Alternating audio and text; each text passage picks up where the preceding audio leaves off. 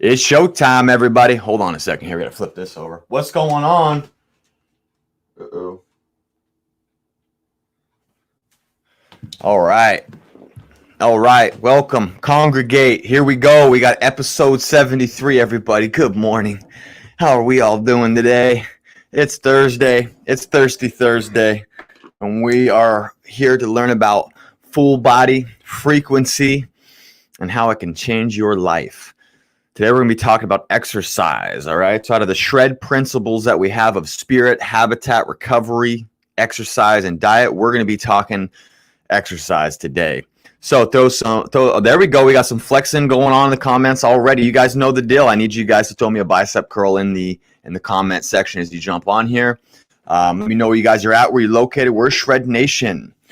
So thank you to everybody who was on the webinar last night. So we're doing another webinar tomorrow. So we are going to be doing the Shred Half Your Body Fat While Staying at Home webinar. I know it's a bold statement. Shred Half Your Body Fat While Staying at Home webinar for free. You can get free training tomorrow. At 6 p.m. So that's Friday, September 25th at 6 p.m. Just go to schoolofshredpodcast.com/webinar and get yourself on the list for the free webinar extravaganza with me on a Friday night. No drinking, no alcohol, just a good old cup of water or a mug of tea, and you get to learn about holistic health and fitness. This is where your life has gone. With that said, the show is here at 9 a.m. Monday through Friday, Pacific time. We're here on Facebook, Instagram, YouTube. Shout out to YouTube. And then we're redirected, and you can take the show on the go on the podcast app and on Spotify. I'm thinking as I'm saying this how scary all this stuff is as I shout out to YouTube and all that. We just watched something called The Social Dilemma last night, which, boy, you guys got to watch it if you really want to be creeped out about technology and algorithms and all that stuff. So, what I would recommend is that you watch good things like this and then, maybe shut social media down and go read a book when the School of Shred's over, as opposed to being all over online, constantly getting, the computers to scan who you are and figure out who you are and figure out how to advertise to you. But anyway, with that said, we're going to talk about full body and frequency today. So are you guys ready for this? I want you to throw some fire in the comments if you are ready and say, I am ready. I.am ready. If you're ready to learn something today about full body and frequency. So what we're going to be talking about is full body training routines. And so when I first got into lifting, it was all about what's now called the bro split, which is chest day on Monday, back day on Tuesday. Legs were Wednesday. You had shoulders, deltoids on Thursday, and then you had arms on Friday. Take the weekends off. So that was kind of what was big when I got into lifting, which is funny because it really wasn't that long ago. I'm not sure if that's really even a big thing anymore. I think more of this push-pull legs thing is more of a big deal. There we go. We got some feedback now. I love y'all. So anyway. But it was this whole thing of you train one muscle group, you train it with a lot of volume, and then you let it rest and recover. You got to let your muscles rest and recover. And I did this for a long time because this is what's in all the magazines that I was getting, all the muscular development, muscle and fitness. If you open those magazines up, probably to this day, I haven't opened one up in years, but if you open them up, it's probably back day. It'll start off with something like a barbell bent row, 3 sets of 12. Or 3 sets of 10 or something like that. And then it goes into like a lat pull down, 3 sets of 10. And then it goes into a close grip pull down, 3 sets of 10. And then, or maybe it has deadlifts in there. And basically it might have like 18 sets. Okay, 18 sets. So this whole thing, I was doing this for a while as I was learning, more about training and whatnot. And we'll kind of separate right now my private practice from my own hobby of muscular development, because as time's gone on, I actually separate my goals from my clients' goals. That's a really, really big one to note. So speaking from a young man's perspective who is trying to find the best way to build natural muscle, that's what we're talking about today. Okay. So now that we've kind of set that precedence, that's what we're going to get into. So as I was lifting, on my own doing that, I started to notice a couple things. Number one, I was really trashing my nervous system, but I didn't know that really in the beginning until later on. And I wasn't getting the results I wanted. I felt tired all the time, and I felt hungry all the time because I was trying to train with more volume. Now, I have this book, if you've ever heard of it, it's called Arnold's Encyclopedia of Bodybuilding. And some of the routines in there are a ridiculous amount of volume. Like there was one program that Arnold Schwarzenegger recommended. It's like 30 sets for arms, which is like totally insane. 30 sets for triceps and biceps. And I started to think like, I don't feel like I'm recovering from a lot of these. And that's when, it started to dawn on me this whole how prevalent steroids are in the industry. Okay. And so if you take steroids, that's up to you. That's totally fine. That's not really an issue with me. I don't care what you do with your time. The issue is that most of the programs that are being loosely recommended to people to get in shape are being successfully executed by people who are taking performance enhancing drugs so they can recover better. They are more anabolic all the time. And, the reason that this is important to me is because I was the one who drank the Kool-Aid for years, and I was trying to train 25 sets for legs and getting, super inflamed knees and not recovering and being tired all the time and lethargic.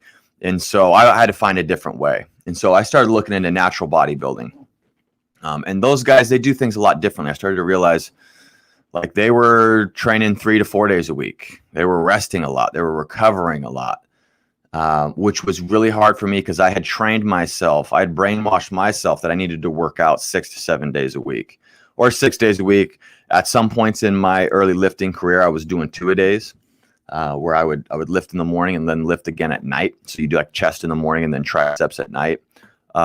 All sorts of different splits like that. And this is before I really got in deeply into execution and how to actually do things. But so anyway, but when I looked into natural bodybuilding, these guys were doing like an upper day or a lower day, or then a rest day, and then they do upper, lower, and then a rest day. And then I started to look even deeper, like back into the bodybuilding days of like Vince Gironda and these guys that before steroids were real prevalent. What were those guys doing? And they were doing full body routines, like 3 days a week. And I used to scour forums and figure out like what's the best way to grow muscle naturally. And there was a lot of people, guys that were on performance enhancing drugs that were like saying, I would do things differently if I was natural. I would rest more. I would do full body. I would try and stimulate that tissue more, which I started to find really interesting. So I started looking into that and exploring that. And then this whole concept of splitting the volume up with frequency came about, which was if I was doing, say, 12 sets, we're going to make it really simple for me, okay? If I was doing 12 sets per muscle per week, there's this thing called volume, which is sets times reps times weight, okay? And that's how much poundage that you move every week. And one of the things that seems to be one of the main contributors to muscle hypertrophy and growth is bringing volume up, okay, and then bringing it down. We call that progressive overload. Okay, when we slowly over time, we increase the volume, increase the stress on the muscle tissue, and then we drop it back down so we can recover, right, and fill in that hole, that deficit that we've created of recovery, and then we can go for another round, another cycle of it. So I started looking into this idea of what if I took that one workout every week that was, demolishing me, and what if I did it a little differently? What if I split up my chest routine, my 12-set chest routine from one workout a week to 3 workouts per week? And I did full body instead. So I do full body on Monday, Wednesday, Friday, as opposed to full chest day, back day, yada, yada, yada. What I realized was there was actually a seed here where I could actually move more volume every week. And I could actually manipulate volume easier if I did more frequency. And so what I mean by that is if I did 3 workouts every week, so on Monday I did 3 sets, okay, on or 4 sets. So I did 4 sets on Monday. See, my math is already getting bad, people.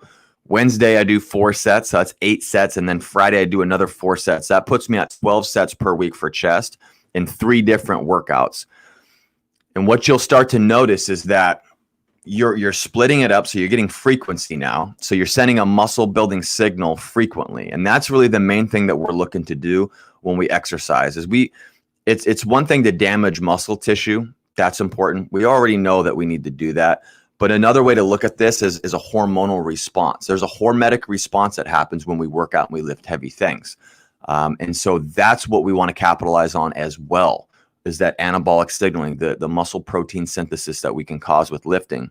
So we can do full body several times a week to get frequency out of the thing, but also you might notice that you recover better. I know I did. This was groundbreaking for me because I would do, say, squats, 4 sets, then I'd go on to back, then chest, then shoulders, triceps, biceps, and I would do that on Monday, and then I would do it on Wednesday, and then Friday. Okay, you can split it up however you want, but basically the idea that I'm trying to draw for you guys is that the more split up your routine is, if you go to this full body routine, you can start to increase frequency. So you're sending a muscle building signal at least every 48 hours to where you're frequently stimulating this tissue all over your body. All right, you're frequently hitting it, and you're not damaging it.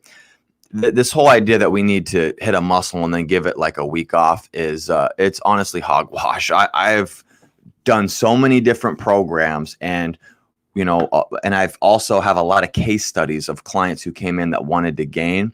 And, I have noticed over my 9 years of training real life people that frequency, as long as you're not over applying and training outside of the client's threshold of tolerance, what they can tolerate and recover from within 48 hours, you're good to go. So what you have to do is modulate intensity a little bit.